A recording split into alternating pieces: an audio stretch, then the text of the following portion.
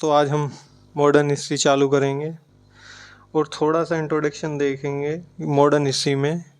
और हमारा टॉपिक रहेगा भारत में यूरोपीय कंपनियों का आगमन का कारण। वैसे तो भारत में यूरोपीय कंपनियों के आगमन के कारण कई थे, लेकिन उनमें से एक जो प्रमुख कारण था वो भारत की धन संपदा था।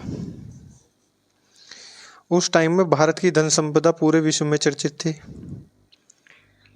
एक यूरोपीय नागरिक था जो कि पेशे से यात्री था। वो भारत के भ्रमण पर आता, भारत में घूमने आता, जिसका नाम था मार्को पोलो।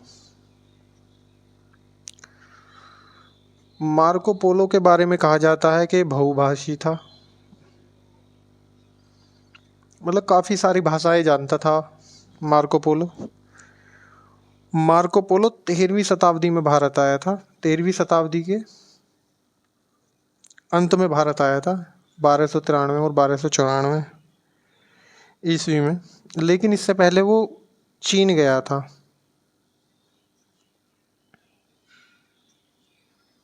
चीन की यात्रा करके वो भारत आया था।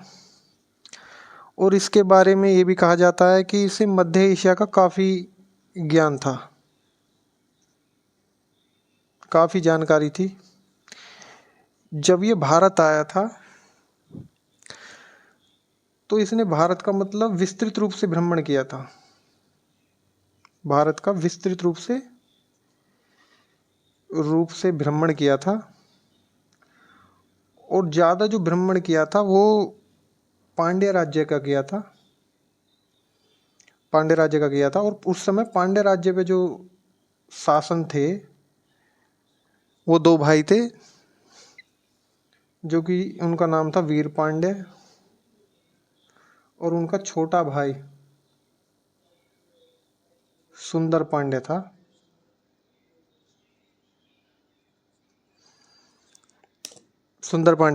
और जब ये भ्रमण करता है तो ये देखता है कि मतलब भारत धन संपदा में मतलब पूर्ण है और मतलब काफ़ी मतलब विकसित है धन संपदा के मामले में। और ये वापस जाता है यूरोप में और एक पुस्तक लिखता है, और जिस पुस्तक का नाम होता है ट्रैवल ऑफ मार्को पोलो। पुस्तक का नाम होता है ट्रैवल ऑफ मार्को पोलो। और उस पुस्तक में भारत भ्रमण का विस्तार रूप से वर्णन करता है और लिखता है कि भी भारत जो है वो धन संपदा के मामले में पूर्णतः संपन्न है। जब यूरोप के नागरिक देखते हैं वो सोचते हैं कि भी हमारे देश का एक नागरिक जाता है, यात्री जाता है और भारत का भ्रमण करता है या किसी देश का भ्रमण करता है और वो उस देश के बारे में लिखता है कि भाई वो तो देश धन संपदा के मामले में पूर्ण है, वहाँ पे मतलब सोना चांदी मतलब काफ़ी है। और मार्को पोलो के बारे में ये कहा जाता है कि मार्को पोलो मध्यकालीन विश्व के यात्रियों का राजकुमार है। मध्यकालीन विश्व के यात्रियों का राजकुमार है। तो वो लोग सोचते हैं कि भी यूरोप के नागरिक सोचते हैं कि हम भी क्यों ना जो धन संपदा भारत में है उसको कमाएं, उससे लाभ अर्जित करें। और यही एक मुख्य कारण था कि वो भारत आए थे। उनमें से एक मुख्य कारण ये भी था कि वो धन संपदा कमाना चाहते थे भारत से। और जो दूसरा प्रमुख कारण देखा जाता है, माना जाता है, वो था वाणिज्यवाद नीति।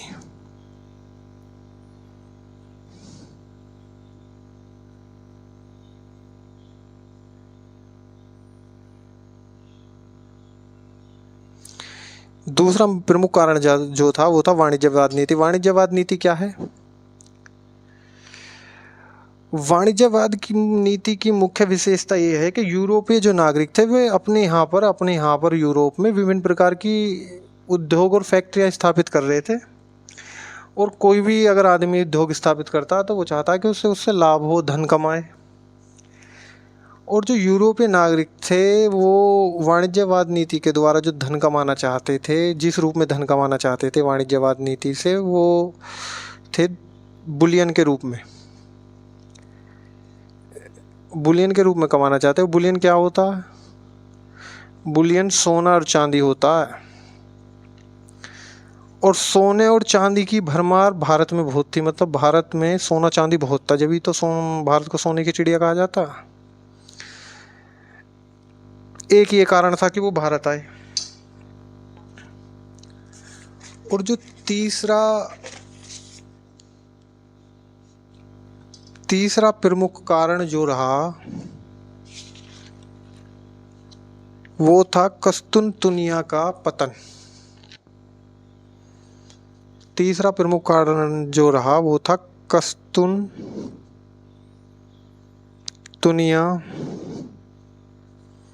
का पतन। कस्तुनतुनिया का पतन जो था वो 1453 ईस्वी में हो गया था। देखो दोस्तों, मैं तुम्हें रटवाना नहीं चाहता, समझाना चाहता हूँ कि क्या क्या कारण थे, आपके दिमाग में मतलब फिट करना चाहता हूँ। अगर कोई भी आपसे आदमी पूछे कि भी क्या कारण रहे या किसी भी एग्ज़ाम में आता है तो आप बता दो, मतलब एक स्टोरी की तरह तुम्हारे दिमाग में मतलब ये चीज़ें सेट हो जाएं। कस्तुनतुनिया का पतन 1453 में ईस्वी में हो गया था। अब मैं तुम्हें बताता हूँ, थोड़ा सा समझना इसे मैप के जरिए कि भारत आने का कारण क्या रहा जब कस्तुनतुनिया का पतन हो गया। ये मान के चलो ये है साउथ अफ्रीका,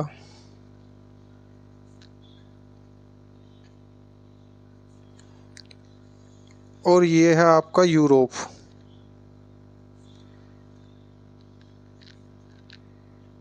और ये है मध्य एशिया, और ये है आपका तुर्की, जो कि आधुनिक तुर्की है, जिसे कस्तुनतुनिया के नाम से जाना जाता था उस समय। और इधर है आपका भारत।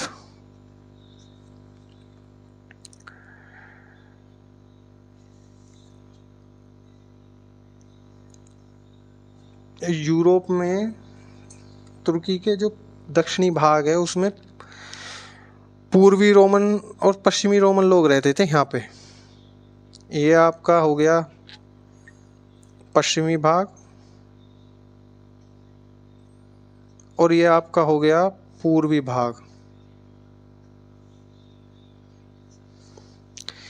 यहाँ पे रोमन साम्राज्य था और यहाँ पे रोमन के आदमी रहते थे, रोमन साम्राज्य के आदमी रहते थे।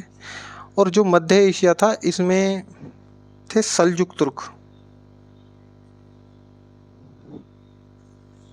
या वाजेंटाइन साम्राज्य था इसमें।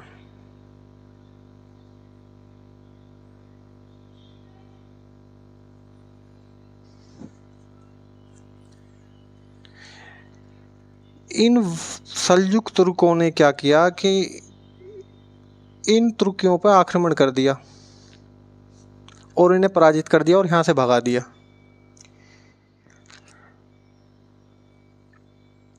और जो पूर्वी रोमन साम्राज्य के सभी शासक थे और जितने इतिहासकार कलाकार थे वहाँ पर, जो भी थे यहाँ पर इतिहासकार कलाकार रहते थे, सबको भगा दिया वहाँ से। और ये लोग क्या था, ये लोग यहाँ से भागकर यूरोप में जाकर चले गए और इन्होंने यूरोपियों को जगाना शुरू कर दिया। कहते हैं ना सबसे पहले पुनर्जागरण कहाँ पे हुआ था, तो यूरोप में हुआ था, ये वही था। इन्होंने यूरोप को जगाना शुरू कर दिया कि भाई जाग जाओ, नहीं तो सल्जुक तुर्क आएंगे और तुम पे भी आक्रमण कर देंगे और यहाँ पे भी कब्जा कर लेंगे। और यहीं पर सबसे पहले पुनर्जागरण आया। जब सल्जुक तुर्कों ने यहाँ के पूर्वी रोमन साम्राज्य के आदमियों को भगा दिया, इतिहासकारों को भगा दिया, यहाँ पे भगा दिया, शासकों को भगा दिया, तो यूरोपियों ने सोचा कि भाई अब यूरोपी क्या थे, अब विभिन्न खोजों में लग गए। यहाँ पे उन्होंने विभिन्न प्रकार की खोज की यहाँ पे, और जो इनकी महत्वपूर्ण खोज थी वो थी दिशा सूचक यंत्र। दिशा सूचक यंत्र उनमें से एक था।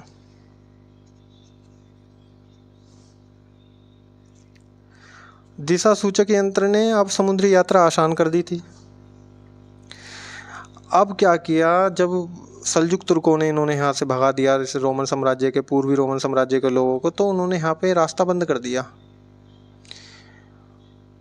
अब यूरोपीय यहीं से होकर के भारत जाते थे। अब जब रास्ता यहाँ से बंद हो गया तो अब यूरोप वासियों ने नए रास्ते की खोज कर दी, और वो खोज करी, उन्होंने शुरुआत करी समुद्री मार्ग से।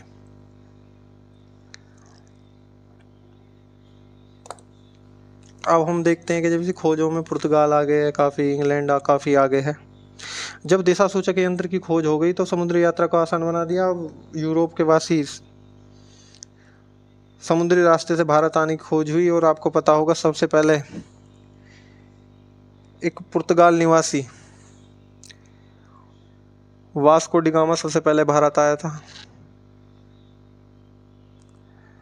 जो कि 17 मई 1498 को वास्को डिगामा आया था सबसे पहले भारत।